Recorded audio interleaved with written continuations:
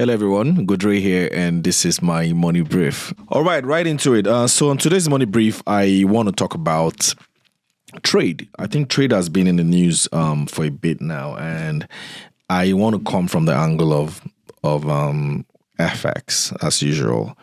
Why is trade important to Forex, right? Because people tend to talk a lot about foreign trade, trading with which country or the other.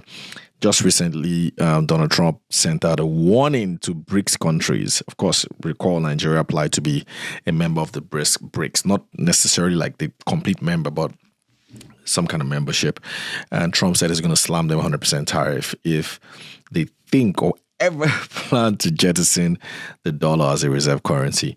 And so, there is a huge contention around trade, and there's talk around also Donald Trump as well saying that he wants more trade or fair trade for the U.S., where the U.S. also benefits rather than always carrying the world. So why is trade so important?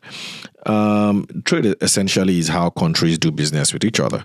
And so if I buy something from your country and you buy something from my country, then we would say that we're in trade, right? But then if I buy more things from you than you buy more from me, then I would be in trade deficits. Because net, I'm buying more from you than you're buying from me. And so that's where it really now starts to get very, very tricky, because most countries want to be in trade deficits rather than want to be in trade surplus rather than in trade deficit. Because when you're in trade surplus, then your currency can typically be stronger, right?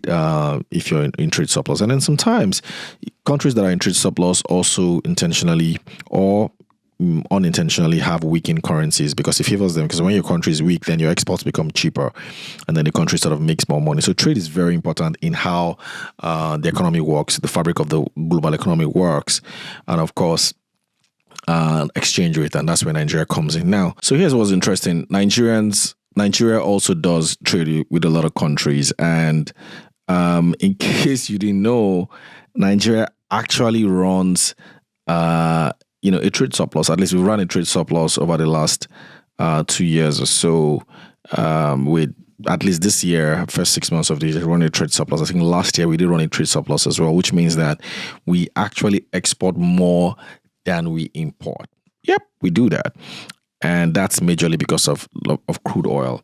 In fact, if I look at the data, in total, if I even focus on the countries that we actually export to, or we actually do direct trade with, because there's some countries that we do direct trade with, and there's some countries that we don't do direct trade with. So you look at the countries that we do direct trade with, total exports that was this half year alone was around 30 trillion naira, while imports was about 15 or so trillion naira. That's the countries that we do business. But if you look at the exports, the net itself in terms of trade, if I look at my data here, in terms of exports, we do about 38.5 trillion naira, the first half of this year, while imports 26.4 trillion naira. So you can see that we're actually doing well in terms of trade surplus.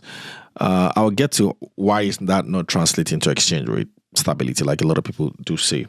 But let's now come back to the trade discussion. So the Nigerian president was in France recently, and he did discuss trade as well, even though most of his discussions were around trying to attract FDI into Nigeria, foreign investment from French companies. He wanted them to come into Nigeria to invest in agriculture, solid minerals, blue industry, which is the ocean industry that has to do with ocean and all that. So different industries that he wanted was to invest in. But I was looking at the data and I realized that Nigeria actually does a lot of trade with France. And France is actually the only country, or number one country, that Nigeria has a major trade surplus with. So essentially, we do export more to France than we import from France. But the difference is that we're a mono export to France, while France exports several other things to us, but we just export crude oil mostly to France and to most countries as well. Now, but nevertheless, we do have a trade surplus of over 3 trillion that we have with France. Now, what is also very interesting about this trade that we've been looking at, especially at Nairametrics, is we've come to realize that most of the trade we do in Nigeria appear to these days be gravitating towards the East. So when we mean by East, we mean like Asia, right? So, and that is basically a combination of China, Taiwan, Vietnam, India, Japan. So we tend to, Korea as well, we tend to do a lot more trade with these countries than the West, which is quite strange. And I can give you guys some data here. So from what we can see, in 2023, we were doing 14 trillion or so naira. This is in naira, by the way, in terms of trade to Asia. Then if you look at Europe, we're doing 12.2 trillion. And if you look at the Americas, 3.6 trillion. So if you look at the West in total, about 15 trillion, but Asia, 14 trillion. Now, compare this to maybe, several years ago, when they were doing, let's say, if you look at 10 years ago, 2023, we were doing roughly 2.3 trillion with Europe and 2.6 trillion with Asia and 0.9 with America. Now, India, all of a sudden, is now one of the major trading partners in Nigeria, with Nigeria, because India wasn't even recording anything major. But all of a sudden, we're seeing trade with India now around 2.89 trillion naira. So it appears that we do quite a lot of business with Asia, and that's very easy to comprehend, because usually when countries like Nigeria is going through exchange rate issues or going through high inflation, import from the East or from Asia tend to be higher because their things are usually quite cheaper, and I think quality is often better these days. So think about most of the things you use in your house, your home appliances, whether it's your air condition, whether it's your stereo player, whether it's your microwave oven or your dishwasher. Most of it typically come from Asian companies, and even to as much as your consumables at home, probably Chinese. And so we seem to do a lot of trade with this country. So the question now becomes, if we do a lot of trade with these countries, then why dollars? Why do we need dollars? Well, we do need dollars because dollars remain the world reserve currency. So most countries tend to want to convert into dollars before you can convert into the functional currency that they use. But I think the central bank over the years is also seeing that China has basically been Nigeria's major import source in terms of a single country over the years. And that is why you had that China swap deal that Buhari signed a few years ago, and that Tinubu has agreed to renew this year as well. And so that swap deal didn't work the last time for a lot of reasons. Of course, COVID happened. And then, of course, we also had exchange rate issues. So the exchange wasn't really stable. So it really didn't work. But I think there's not a lot of efforts to make it work this time. And so I wouldn't be surprised if you start to see a lot of Nigerian importers and don't need to get dollars to import from China. They can just use a swap between Naira and Yuan and then do their imports. But of course, CBN has to do a lot of work here. There has to be some kind of portal for people to be able to do this. So it's easy for them to essentially transact because we seem to be moving towards Asia these days, like I said. But nevertheless, Europe is still Nigeria's major export destination. Like I had mentioned, most of the things that we export, whether it's crude oil or even a little bit of agriculture that we export, goes towards the West. And so the West still remains a major trading partner. So, but why is this surplus that we seem to be having not reflecting on the exchange rate? Well, there's a lot of reasons, mostly because some will tell you that most of what we import is probably not captured officially as well, and the official data. And then secondly, even though we have a trade surplus, we only export, crude oil, but we tend to import a lot more things. So demand for the things that we import is probably more than what we export, and even what we export is just a few. It's just government and a few IOCs that tend to benefit from those exports.